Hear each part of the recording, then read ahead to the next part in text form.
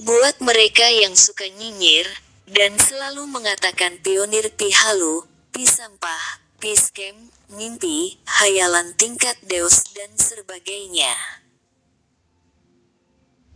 Saya mau menjawab mereka bahwa justru pemikiran kita tentang itu normal bukan halusinasi, sebab halu ini tidak ada dasarnya, tetapi asal-asalan.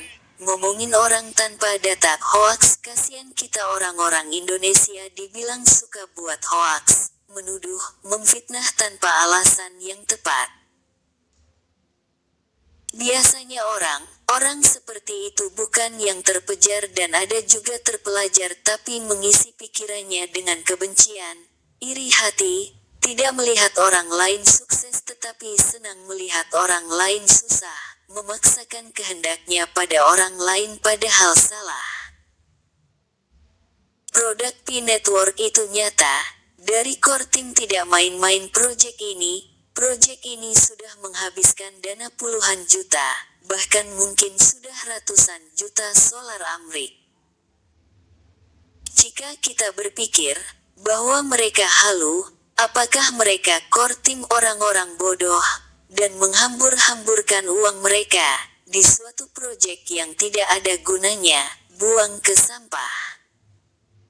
Saya pikir yang keliru itu mereka yang berpikir kita halu terhadap Pi, padahal halu itu tidak dasarnya. Core team orang-orang terpelajar, mereka itu orang-orang yang ahli di bidangnya masing-masing. Dr. Nicholas seorang ahli di bidang blockchain cryptocurrency, Dr. Cheng Diao Fan seorang yang ahli di bidang jaringan komputer, sifatnya sosial.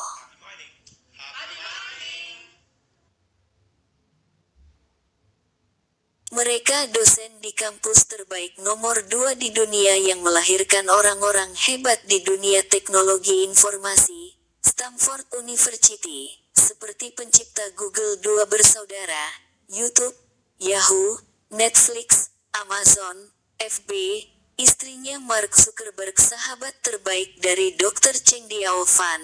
Mereka berdua asal China, berangkat dan kuliah di Stanford bersama-sama. Dr. Nicholas Yunani membuat usaha StartX juga membantu lebih dari 6.000 bisnis startup baru sampai berhasil. Pencipta Ethereum Vitalik Buterin adalah muridnya yang berhasil. Satu Ethereum pagi ini 50 juta rupiah koin. Nicholas juga adalah penasihat teknis Google, YouTube, Amazon, Yahoo, juga mentor dari Vitalik Buterin untuk pengembangan Ethereum sampai saat ini. Masa Nicholas mau membuat produk sampah yang tidak berguna? Proyek Pi sudah dirancang secara matang dan tepat sejak 2018 dan jitu tidak mungkin gagal. Selangkah lagi semua pionir KYC dan bisa menikmati hasil selama ini.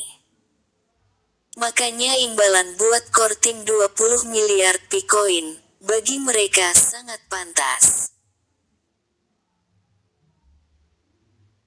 Biarlah mereka yang suka nyinyir yang berpikiran sirik kira tetap berhalu baliria, kalau kita yang belajar dan open mind mengikuti informasi, tahu tentang orang-orang di balik Pi Network, berusaha menyampaikan informasi, tetapi kalau mereka tetap nyinyir, ya gak usah diladenin, itu hanya membuang energi kita, buang waktu kita dengan percuma. Mari kita pikirkan apa yang akan kita lakukan di depan ketika sudah menambang banyak koin.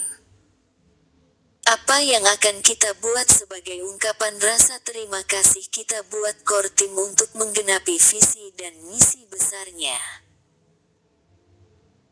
Jika kita para pionir seluruhnya 30-an juta, hari ini bersatu membangun ekonomi digital ini dengan baik, maka saya percaya 3-10 tahun ke depan, Pi Network akan mencapai tujuan besarnya, dan hasilnya akan dinikmati oleh semua pionir.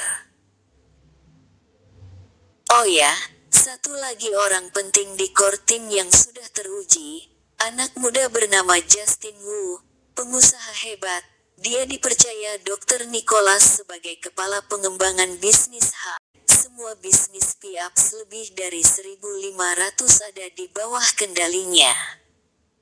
Masih banyak lagi tapi nanti di lain waktu, saya bukakan semuanya.